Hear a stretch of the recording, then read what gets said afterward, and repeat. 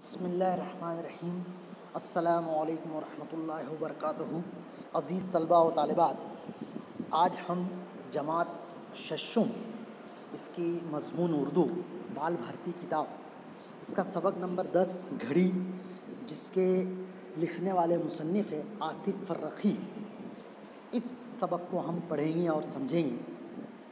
اس میں پہلی بات دی گئی ہے، کچھ تصاویر دی گئی ہے، تصویر ہے۔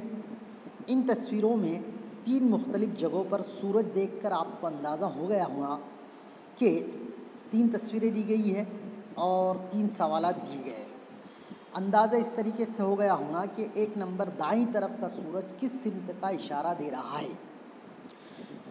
دوسرا، درمیانی تصویر کے سورج سے کس وقت کا پتہ چلتا ہے۔ درمیانی تصویر کے سورج سے کس وقت کا پتہ چلتا ہے۔ تیسرا، بائیں طرف کا سورج کس سمت کا اشارہ دے رہا ہے۔ یہ تصویریں بتاتی ہے کہ پرانے وقتوں میں دن کے وقت کا تعین کیسے کیا جاتا تھا۔ اسی طرح رات کا وقت معلوم کرنے کے لیے ستاروں کی چال کا سہارا لیا جاتا تھا۔ وقت کو ناپنے کے لیے ہم گھڑی کا استعمال کرتے ہیں۔ ایک زمانے میں گھڑیاں جیب میں رکھی جاتی تھی۔ اب موبائل فون میں گھڑی آ جانے کی وجہ سے لوگ ہاتھ گھڑیوں کا استعمال بھی کم کرنے لگے ہیں، بس موبائل فون میں وقت دیکھ لیتے ہیں۔ اگر کچھ لوگ ایسی جگہ پہنچ جائیں جہاں کسی کے پاس وقت دیکھنے کا آلہ نہ ہو تو وہاں وقت کیسے معلوم کیا جائے گا؟ ایسے کئی سوالات کے جواب آصف فرخی کے اس مضمون میں تفصیل سے دیے گئے ہیں۔ یہ پہلی بات ہو گئی۔ عزیز طلباء و طالبات، اب جان پہچان ہے۔ جان پہچان میں ہم دیکھتے ہیں کہ مصنف کے تعلق سے دیا جاتا ہے۔ اس میں آصف فرخی 1959 میں کراچی میں پیدا ہوئے۔ کراچی یہ ہمارے ملک کے قریبی ملک پاکستان میں ہے۔ وہ پیشے سے ڈاکٹر اور موجودہ دور کے ممتاز ادیب ہیں۔ ممتاز یعنی کہ بڑے اونچے، ادیب یعنی کہ جو لکھنے والے ہیں، ادب سے جڑے ہوئے ہیں، ادب سے وابستہ ہیں۔ انہوں نے بہت سے مضامین اور کہانیاں لکھی ہیں۔ چیزیں اور لوگ، شہر بیتی اور اسم اعظم ان کی مشہور کتابیں ہیں۔ اس سبق میں مصنف نے مختلف زمانوں میں بننے والی گھڑیوں کی کہانی بڑے دلچسپ انداز میں لکھی ہے۔ اسے غور سے پڑھنے پر آپ کو اندازہ ہوگا کہ وقت کا حساب رکھنے کے لیے گھڑی کتنی ضروری ہے۔ یہ ہم نے مصنف کے تعلق سے جان پہچان دیکھے۔ اب ہم سبق کی پہلی سطر دیکھیں گے، پہلی لائن دیکھیں گے۔ ایک وقت ایسا تھا کہ انسان صرف شکار اور پناہ گاہوں کی تلاش میں رہا کرتا تھا۔ مصنف کہہ رہے ہیں کہ زمانے بدلتے رہتے ہیں، حالات بدلتے رہتے ہیں۔ تو ایک زمانہ ایسا بھی تھا کہ جب انسان صرف شکار اور پناہ گاہوں کی تلاش میں رہا کرتا تھا کہ کھانے کے لیے کوئی چیز کی، کسی جانور کی، کسی کا شکار کر لے اور اس کے ذریعے سے اپنا پیٹ بھر لے، اور پناہ گاہوں کی تلاش میں رہا کرتا تھا کہ رہنے کے لیے پناہ مل جائے۔ بارش، گرمی، سردی سے بچاؤ کے لیے پناہ گاہوں کی تلاش میں انسان رہا کرتا تھا۔ اتنا شکار کرتا کہ پیٹ بھر جائے اور ایسی جگہ رہتا جہاں حفاظت سے رات گزاری جا سکے۔ لیکن جب وہ ایک مقام پر بس گیا، لیکن پھر اس کے بعد میں زمانہ بدلتے گیا، حالات اور مواقع بدلتے گئے، اس لیے جب وہ ایک مقام پر بس گیا اور اس نے کام کاج شروع کر دیا تو وقت کی پیمائش ضروری ہو گئی۔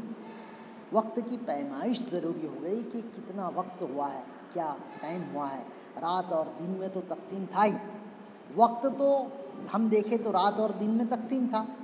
رات تھی تو اس کے اندر میں آرام کر لیتا انسان، سو جاتا، آرام کی نیند لے لیتا۔ دن کے اندر میں محنت مزدوری کرتا۔ تو رات اور دن میں تو وقت تقسیم تھا ہی۔ اب ان کو پہروں اور گھنٹوں میں تقسیم کرنے کی ضرورت پڑ گئی۔ جیسا سہ پہر، دو پہر، اس طریقے سے پہر ہوتے ہیں، اس میں اب ان دن کو پہروں اور گھنٹوں میں تقسیم کرنے کی ضرورت پڑ گئی۔ وقت کا سب سے بڑا پیمانہ تو سورج تھا۔ وقت کو ناپنے کا، وقت کو پہچاننے کا سب سے بڑا جو ذریعہ تھا وہ سورج تھا۔ دن ڈھلنے اور وقت گزرنے کا حساب اس بات سے رکھا جاتا تھا کہ سورج کہاں پر ہے۔ وقت کو ناپنے کے لیے پہلی گھڑی بھی سورج کے لحاظ سے بنائی گئی۔ سب سے بڑا وقت کو دیکھنے کا پیمانہ ذریعہ تھا تو وہ سورج تھا کہ دن کو ڈھلنے کا وقت، اور اس کا حساب کتاب سورج پر رکھا جاتا تھا۔ اور وقت کو ناپنے کے لیے پہلی گھڑی بھی سورج کے لحاظ سے ہی بنائی گئی۔ پہلی گھڑی یہ دھوپ گھڑی گھنٹوں کا حساب رکھتی تھی اور سائے کے لحاظ سے وقت بتاتی تھی۔ یہ جو گھڑی تھی سورج کے اعتبار سے دھوپ گھڑی تھی جو گھنٹوں کا حساب رکھتی تھی اور اس کے سائے کے لحاظ سے وقت بتاتی تھی۔ گھنٹے بڑھتے سائے گھٹتے بڑھتے سائے حساب سے وقت بتانے والی دھوپ گھڑی کے ساتھ مشکل یہ تھی کہ رات کے وقت یہ بیکار ہو جاتی تھی، کیونکہ یہ دھوپ گھڑی تھی سورج کو دیکھ کر بنائی گئی تھی، تو یہ دن میں استعمال ہوتی تھی، لیکن رات کے وقت یہ گھڑی بیکار ہو جاتی تھی، یہ گھڑی وقت نہیں بتاتی تھی۔ جن دنوں بادلوں کی وجہ سے سورج نہ دکھائی دیتا تو دھوپ گھڑی بھی رک جاتی، اس لیے لوگوں نے وقت کی پیمائش کے دوسرے طریقے ڈھونڈنا شروع کر دیے۔ یہ جو دھوپ گھڑی تھی یہ صرف دن میں ہی وقت بتاتی تھی، لیکن اگر آسمان پر جس دن بادل زیادہ آ جاتے تو اس دن گھڑی وقت نہیں بتا پاتی تھی۔ اس لیے لوگوں نے رات کے اندر میں بھی وقت کا پتہ چلے، اس لیے وقت کی پیمائش کے دوسرے طریقے ڈھونڈنا شروع کر دیے۔ اس کے بعد میں ہم دیکھیں کہ قدیم یونان اور روم میں آبی گھڑی بہت مقبول تھی۔ آبی گھڑی ہم دیکھتے ہیں عزیز طلباء و طالبات، آب یعنی پانی عربی زبان کا لفظ ہے، آبی یعنی پانی، پانی کی گھڑی بہت مقبول تھی۔ یونان کے اندر میں، قدیم یونان میں، پرانے یونان میں آبی گھڑی بہت مقبول تھی، یعنی کہ عام تھی۔ یہ گھڑی کیا تھی؟ ایک برتن تھا، پانی کی نان بھر کر اس میں ایک ایسا کٹورا رکھ دیتے جس کی پیندی میں ایک بہت چھوٹا سوراخ ہوتا تھا۔ پانی سوراخ سے آہستہ آہستہ کٹورے میں چڑھتا رہتا، جب کٹورا بھر کر ڈوب جاتا تو لوگ سمجھ لیتے کہ 1 گھنٹہ پورا ہو گیا۔ نان یعنی پانی رکھنے کا بڑا برتن جس میں پانی رکھتے ہیں۔ اس کے اندر میں ہم دیکھیں گے تو تصویر کے اندر میں بھی دکھایا گیا ہے، گھڑی کی تصویر یہ دی گئی ہے جس میں یہ نان ہے، ایک بہت بڑا برتن ہے پانی کا، اور اس میں ایک چھوٹا سا پیالہ رکھا ہوا ہے، اور اس پیالے کے اندر میں معمولی سا ایک سوراخ کیا ہوا ہوتا ہے، اور اس سوراخ کے ذریعے سے پیالے کے اندر میں پانی آہستہ آہستہ چڑھتا رہتا ہے۔ جب کٹورا بھر کر یہ پانی میں ڈوب جاتا تو لوگ سمجھ لیتے کہ 1 گھنٹہ پورا ہو گیا ہے۔ اس کے بعد شمع گھڑی کا رواج ہوا۔ عزیز طلباء و طالبات، اس گھڑی کے بعد میں، آبی گھڑی کے بعد میں شمع گھڑی کا رواج ہوا۔ ہم دیکھیں کہ شمع یعنی یہ جو جلتی ہے شمع، جسے ہم موم بتی بھی کہہ سکتے ہیں، موم بتی ہوتی ہے، یہ موم بتی تھی جس پر مخصوص فاصلے پر نشانات لگے ہوتے تھے۔ ایک نشان سے دوسرے نشان تک شمع کے پگھلنے کا مطلب تھا کہ 1 گھنٹہ گزر گیا، یعنی موم بتی کا جلنا اور پگھلنا وقت کے گزرنے کو ظاہر کرتا تھا۔ یعنی یہ شمع گھڑی ایسی تھی، موم بتی کی گھڑی، جس میں کچھ نشان کیے ہوئے تھے، اور ایک فاصلے سے دوسرے فاصلے پر نشان کیے ہوئے تھے۔ ایک فاصلے سے دوسرے فاصلے تک اگر نشان پہنچ جاتا تھا، وہ شمع جلتی ہوئی پگھل جاتی تھی، تو اس سے اندازہ لگا لیتے تھے کہ 1 گھنٹہ گزر گیا۔ یعنی موم بتی کا جلنا اور پگھلنا وقت کے گزرنے کو ظاہر کرتا تھا۔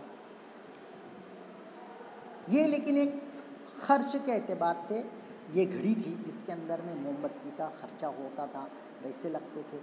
اس سے زیادہ سستا اور قابل اعتماد ذریعہ ریت گھڑی تھی، لیکن پھر اس کے بعد میں بھی پھر ایجاد ہوئی تو وہ ریت گھڑی ایجاد ہوئی جو شمع گھڑی سے سستی تھی اور قابل اعتماد ذریعہ ریت گھڑی تھی، اور زیادہ بھروسے کے قابل تھی، زیادہ صحیح یعنی وقت بتلاتی تھی۔ یہ گھڑی شیشے کی ایک نلکی تھی۔ یہ گھڑی کیا تھی؟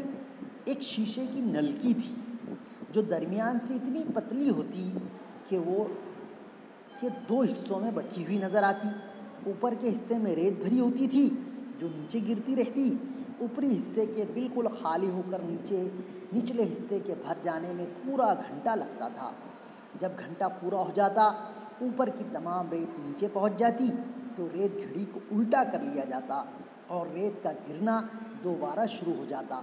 ریت گھڑی کا رواج اس وقت کم ہوا جب کل پرزوں کی بنی ہوئی گھڑیاں عام ہو گئی۔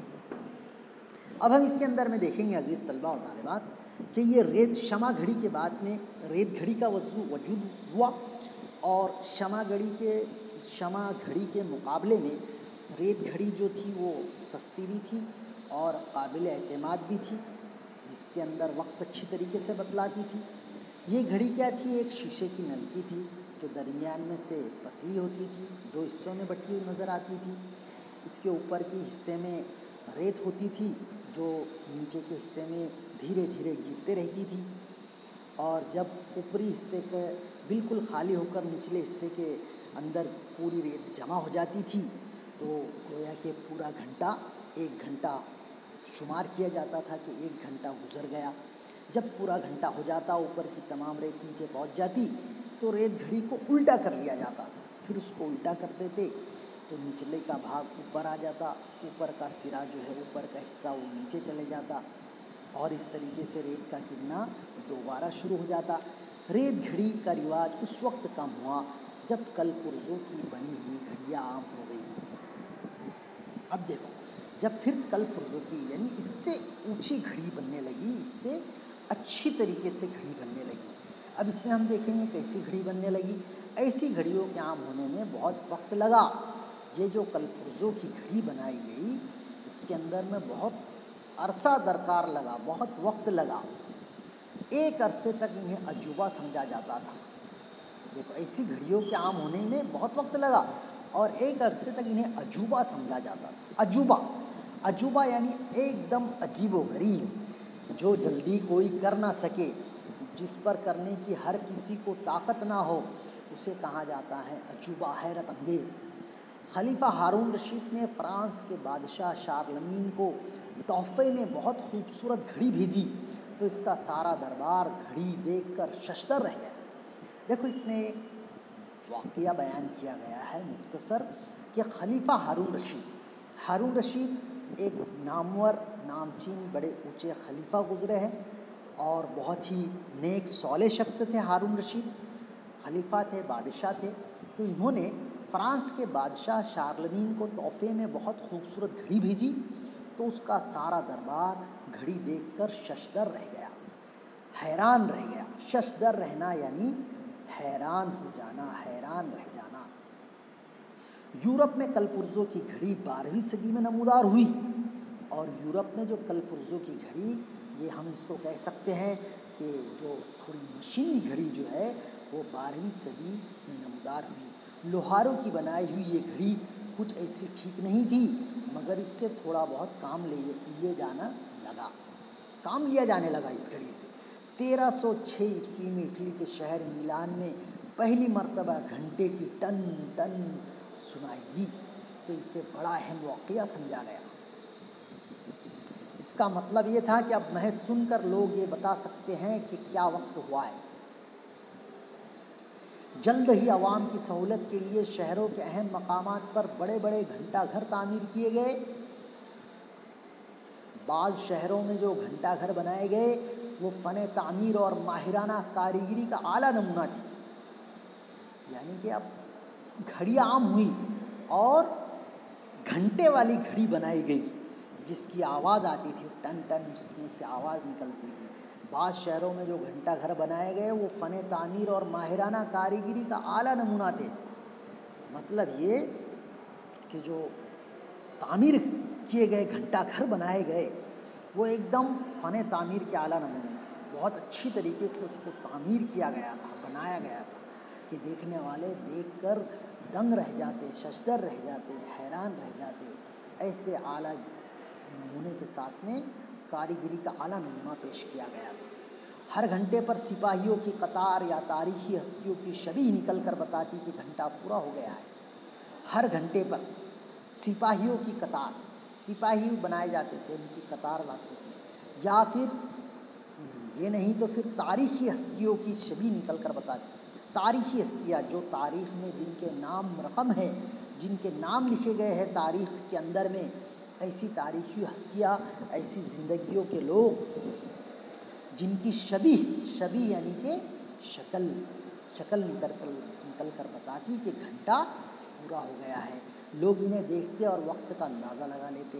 لوگ اب بھی دور دور سے آ کر ان گھنٹہ گھروں کو دیکھتے ہیں. جب بھی لوگ دیکھتے تھے جب یہ پہلی دفعہ بنائے گئے تھے، لیکن اب بھی دور دور سے لوگ آ کر ان گھنٹہ گھروں کو دیکھتے ہیں، یہ معلوم کرنے کے لیے نہیں کہ اب کیا وقت ہوا ہے، بلکہ ایک گزرے ہوئے زمانے کے آثار کے طور پر لوہاروں نے ابتدا میں جو گھڑیاں بنائی تھی وہ بڑی اور بھاری تھی اور پہیوں کے گرد گھومنے والے وزن سے چلتی تھی. ان کو بہتر بنانے کے لیے کام ہوتا رہا، گھڑیوں پر کام ہوتا رہا کہ گھڑی کس طریقے سے بہتر سے بہترین بنائی جائے اور اچھی طریقے سے بنایا جائے. اس طرح کام ہوتا رہا. بھاری وزن کے لیے اسپرنگ استعمال ہوا تو گھڑی کا چھوٹا کرنا ممکن ہو گیا. پنڈولم لگائے گئے. پنڈولم یعنی ہم دیکھیں گے یہ جو گھڑی ہے، یہ گھڑی کی تصویر ہم دیکھ رہے ہیں تو یہ اس کے اندر میں پنڈولم یعنی یہ جو اس کا ٹول ہے، یہ جو ٹول گھڑی کا ٹول ہم دیکھتے ہیں جو ہلتے رہتا ہے، اس کو کہا جاتا ہے پنڈولم. اس کے اردو معنی ہوتے ہیں رقاص، تو اسے پنڈولم کرتے ہیں یہ ٹول. تو گھڑی کی رفتار بہتر ہو گئی اور منٹ بتانے والی چھوٹی سوئی کے اضافے سے اب گھڑیاں گھنٹوں کا حساب رکھنے کی بجائے منٹ کا حساب رکھنے لگی. پھر اس کے بعد میں گھڑی جب منٹ کا حساب رکھنے لگی تو پھر گھنٹوں کی بجائے چھوٹی گھڑیاں بننے لگی. پھر یہ بڑی گھڑیوں کے بعد میں چھوٹی گھڑیاں بھی بننا شروع ہوئی اور ان کا سنبھالنا آسان ہو گیا. چھوٹی گھڑی کو رکھنا آسان ہو گیا تو ان کا استعمال بھی بڑھ گیا. اب ہر شخص چاہتا تھا کہ اس کے گھر کی دیوار پر ایک گھڑی ضرور لٹک رہی ہو. اس طرح گھڑی سازی اہم پیشہ بن گیا. اس طرح گھڑی سازی، گھڑی بنانا، گھڑی بیچنا، فروخت کرنا، یہ اہم پیشہ بن گیا، خاص پیشہ بن گیا، اہم بن گیا. لوگ اس کا کاروبار کرنے لگے، بزنس کرنے لگے. پہلی باقاعدہ گھڑی جرمنی کے ایک قفل ساز نے 1500 عیسوی کے لگ بھگ بنائی. پہلی باقاعدہ گھڑی جو ترتیب کے ساتھ میں بنائی گئی تو وہ جرمنی میں بنائی گئی ایک قفل ساز میں. قفل بنانے والا جو تھا، قفل ساز، قفل بنانے والا، بیچنے والا، 1500 عیسوی کے لگ بھگ بنائی اس نے. یہ گھڑی کالر کی بیضوی شکل کی تھی. بیضوی یعنی انڈا نما شکل کی تھی اور گلے میں ہار کی طرح پہنی جاتی تھی. یہ کالر کے گرد لٹکائی جاتی تھی. اس گھڑی نے جلد ہی ایک زیور کی صورت اختیار کر لی. مشہور و معروف سونار اور دستکار ان گھڑیوں کو طرح طرح کے نمونوں میں بناتے اور سونے چاندی کے کام پر جواہر جڑتے. دیکھو یہ بیضوی شکل کی تھی، کالر کے اندر میں پہنی جاتی تھی، کالر کی شکل کی تھی، کالر کی بیضوی شکل کی تھی اور گلے میں ہار کی طرح پہنی جاتی تھی، لٹکائی جاتی تھی. اور اس گھڑی نے جلد ہی ایک زیور کی صورت اختیار کر لی. زیور جو پہنا جاتا ہے، خوبصورتی کے لیے پہنتی ہے، عام طور سے ہماری مائیں بہنیں عورتیں پہنتی ہے. مشہور و معروف سونار اور دستکار یعنی کہ ہم دیکھیں گے ہنرمند جو اپنے ہاتھ سے فنکاری کرتے ہیں، بناتے ہیں، دستکار ان کو کہا جاتا ہے. ان گھڑیوں کو طرح طرح کے نمونوں میں بناتے اور سونے چاندی کے کام پر جواہر جڑتے. جواہرات یعنی کہ قیمتی جو ہوتے ہیں، بہت زیادہ مہنگے ہوتے ہیں، جواہر ہوتے ہیں، ہیرے موتی اسے کہا جاتا ہے، وہ لگاتے تھے اس کے اندر، گھڑی کے اندر. یہ گھڑی کیا تھی؟ فن پارہ تھی. یہ گھڑی کیا تھی؟ ایک فن پارہ تھی. فن پارہ یعنی ہنر کا عمدہ نمونہ. فن پارہ ہنر کا عمدہ نمونہ تھی یہ گھڑی. اور ایسی گھڑی کا مالک ہونا بڑی بات تھی. اور ایسی گھڑی جس کے پاس بھی ہوتی تھی وہ بہت ہی بڑا آدمی شمار کیا جاتا تھا، بڑا آدمی مانا جاتا تھا. جن لوگوں کی طبیعت میں دکھاوا ہوتا ہے اور جو لوگ دکھاوے کرنے والے ہوتے ہیں، صرف دکھاوا کرتے ہیں، تو جن لوگوں کی طبیعت میں دکھاوا ہوتا ہے وہ ایک ہی وقت میں کئی گھڑیاں پہنتے، کئی 2 3 گھڑیاں بھی پہن لیتے لوگ. الگ الگ ٹائپ کی، الگ الگ قسم کی گھڑیاں، الگ الگ شکلوں کی ہوتی ہوں گی، مگر ان سب میں وقت ایک ہی ہوتا. گھڑیاں تو الگ الگ ہوتی ہے سستی بھی ہوتی ہے گھڑی، مہنگی بھی ہوتی ہے، سونے چاندی کی بھی گھڑیاں ہوتی ہے، لیکن ان کا مقصد جو ہوتا ہے، لب لباب اور نچوڑ جو ہوتا ہے، وہ تو وقت بتانا ہوتا ہے۔ گھڑی کا کام ہے وقت بتانا، چاہے وہ مہنگی ہو، سستی ہو، درمیانی ہو۔ ایک گھڑی بنانے کے لیے ایک ماہر اور ہنرمند کاریگر کو بہت وقت درکار ہوتا تھا۔ ایک گھڑی بنانے کے لیے ایک ماہر اور ہنرمند کاریگر کو بہت وقت لگتا تھا۔ صنعتی ترقی کی بدولت یہ ممکن ہوا کہ اتنی قیمت کی گھڑیاں بننے لگی کہ ایک عام آدمی کی دسترس میں ہو۔ دسترس یعنی پہنچ، دسترس یعنی پہنچ مطلب جو اس کی اختیار میں ہو، وہ جو خرید سکتا ہو۔ گھڑی زیور کی بجائے ضرورت کی چیز بن گئی، مگر پھر بھی گھڑی بہت قیمتی ملکیت سمجھی جاتی تھی۔ گھڑی جو تھی وہ بہت قیمتی ملکیت سمجھی جاتی تھی۔ سونے کی زنجیر سے لٹکی ہوئی، ڈبیا کی طرح کھلنے والی، چابی سے چلنے والی جیبی گھڑیاں اب سے تھوڑے عرصے پہلے تک اعلیٰ لباس کا حصہ سمجھی جاتی تھی۔ آج سے کچھ سالوں پہلے تک سونے کی زنجیر سے لٹکی ہوئی گھڑی چیز مانی جاتی تھی، ڈبیا کی طرح کھلنے والی، چابی سے چلنے والی جیسی گھڑیاں اب سے تھوڑے عرصے پہلے تک اعلیٰ لباس کا حصہ سمجھی جاتی تھی۔ اعلیٰ لباس کا حصہ سمجھی جاتی تھی، لوگ اس کو شوق سے اپنے ہاتھوں میں پہنتے تھے اور کچھ لوگ اس کی نمائش کرتے تھے، کچھ اس کی زیبائش کرتے تھے، اس طریقے سے۔ اب گھڑیاں جیبوں سے نکل کر کلائی پر آ گئی، یعنی اب وقت ہمارے ہاتھوں میں ہے۔ وقت کیا ہاتھ آیا، طرح طرح کی گھڑیاں سامنے آ گئی، بغیر چابی کے چلنے والی، اندھیرے میں چمکنے والی، پانی سے خراب نہ ہونے والی اور چوٹ سہار جانے والی، یعنی چوٹ بھی لگے تو وہ جلدی خراب نہیں ہوتی ہے۔ اب عام ہے، آج کی گھڑیاں دیکھنے میں سبک بھی نظر آتی ہے۔ سبک یعنی اب آج کی گھڑیاں جو ہے وہ سبک کے معنی ہم دیکھیں گے۔ سبک یعنی ہلکا، ہلکا، کم وزن دار۔ آج کی گھڑیاں ایک دم نہایت کم وزن کی گھڑی ہوتی ہے، جو آسانی سے پہنی جا سکتی ہے، جس کا کوئی وزن کا احساس نہیں ہوتا ہے۔ پہلے جو بڑی بڑی گھڑیاں بنائی جاتی تھی تو وہ بہت ہی وزندار بھی ہوتی تھی، لیکن آج کی گھڑی سبک بھی نظر آتی ہے اور وقت کی پیمائش میں اتنی حساس ہے کہ سیکنڈ کے حصے کا بھی حساب رکھتی ہے۔ حساس یہ حس سے بنا ہوا لفظ ہے۔ حس یعنی محسوس، حساس یعنی زیادہ محسوس کرنے والی۔ اتنی حساس ہے، اتنی زیادہ محسوس کرنے والی ہے کہ اب یہ گھڑی سیکنڈ کے حصے کا بھی حساب رکھتی ہے، بتا دیتی ہے۔ دھوپ گھڑی سے نکل کر کلائی گھڑی تک آنے میں بہت وقت لگا ہے، لیکن گھڑی کے تعلق سے مصنف یہاں پر بتلا رہے ہیں کہ دھوپ گھڑی جو پہلی بنائی گئی سورج گھڑی سے، اپنی گھڑی کلائی گھڑی تک آنے میں بہت وقت لگا ہے، بہت ساروں کی اس میں محنت، جستجو، کوشش لگی ہوئی ہے، اس کے بعد میں ہم تک کہ یہ گھڑی پہنچی ہے۔ عزیز طلباء و طالبات، اب ہم معنی و اشارات دیکھیں گے۔ پیمائش، پیمائش یعنی ناپ، مقبول یعنی پسندیدہ، ناند یعنی کنگال یا پانی رکھنے کا بڑا برتن، اعتماد یعنی بھروسہ، ششدر رہ جانا یعنی حیران رہ جانا، شبیہ یعنی صورت شکل، پنڈولم یعنی رقاص، دستکار یعنی ہنرمند، فن پارہ یعنی ہنر کا عمدہ نمونہ، دسترس یعنی پہنچ۔ عزیز طلباء و طالبات،